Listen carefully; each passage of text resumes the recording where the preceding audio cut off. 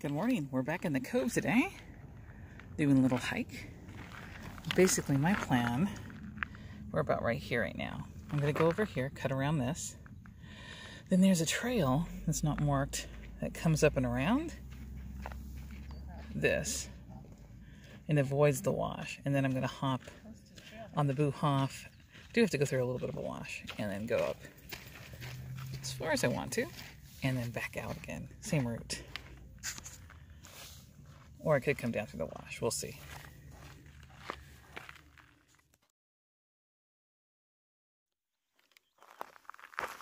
The creosote, the sage. Look at all these flowers. This is in the cove, and we don't get a big super bloom out here.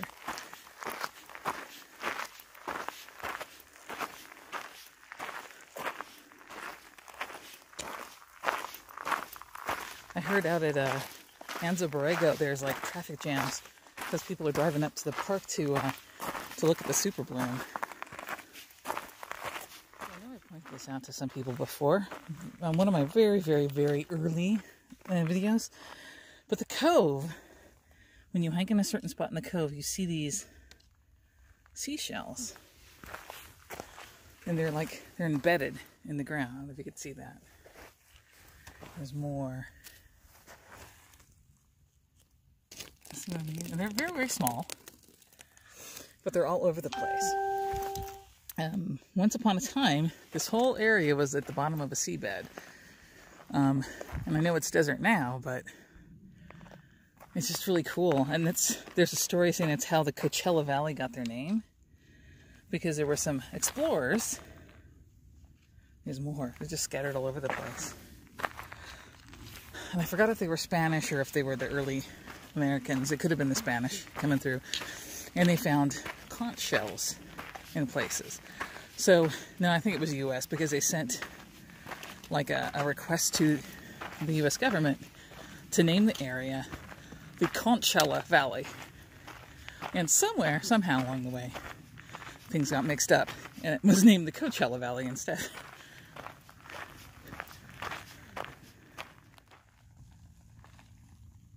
Hi, pretty. When you're hiking through a bunch of this on the trail, it's nice to come across this. You're like, ooh, that's a few campsites right there. Nice little spot.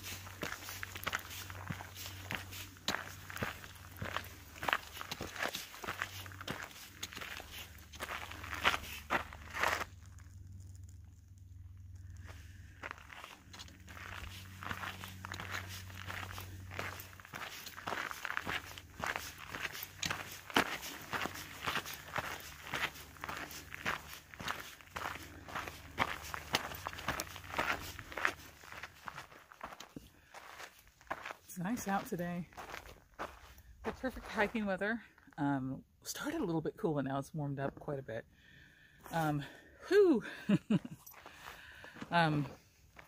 So my plan today, I'm just going to show you bits of this hike because I've done this before with you, and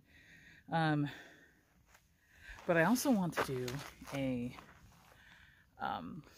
like a resupply video, show you what's in one of my random resupplies for the PCT.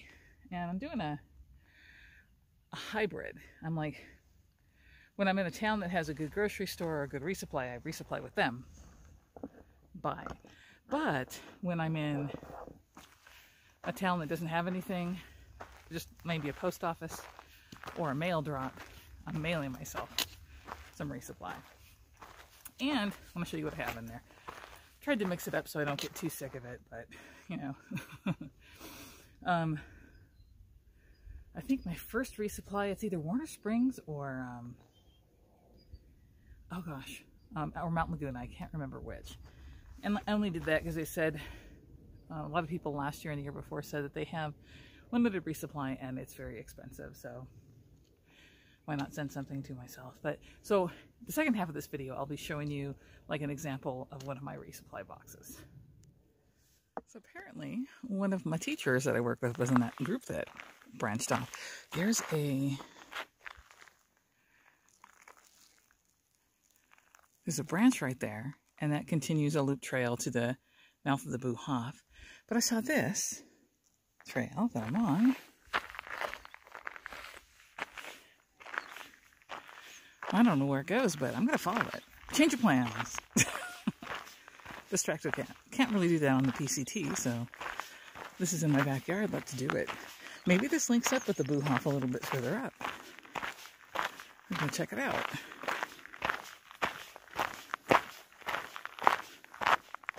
I just walked up here. Saw that a trail joins it. Yep, sure enough, this is the Buhaf. This is awesome. This isn't, it's a longer, but it's an easier way to get to the Buhaf than going through the wash. And the best part about it, there's no sand. You don't have to go through any sand. I'm going to continue onwards for a bit until it's time for a snack before heading back down. Well, I've always said, I always wondered what that trail branched off to. It went that way. Now I know, it just goes to the one trail that goes around this mountain. Nice. And it's an excellent approach to the Buhaf. Very cool. No sand makes me happy.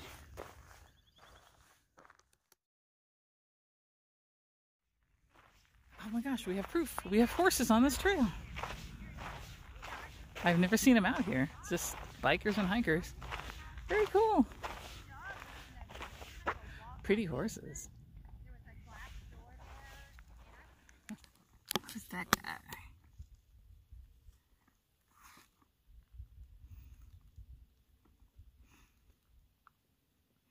He's just trekking right along. Doesn't have a care in the world.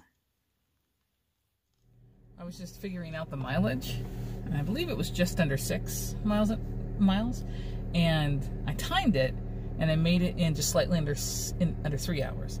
So that's really good, even with the elevation climb. That was 2 miles an hour. That's progress. I like that. All right, let me cut this short so I can get back home and film one of my resupply boxes. Okay, so this is my first resupply box, and it is going to Warner Springs. It only has 3 days of food in it, so let's check out what I have in the box. I specifically chose this one because there's only 3 days of resupply here.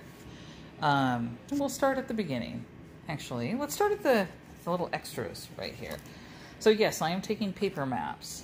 Warner Springs is the beginning of Section B. So I have Section B of half-mile maps printed out in color.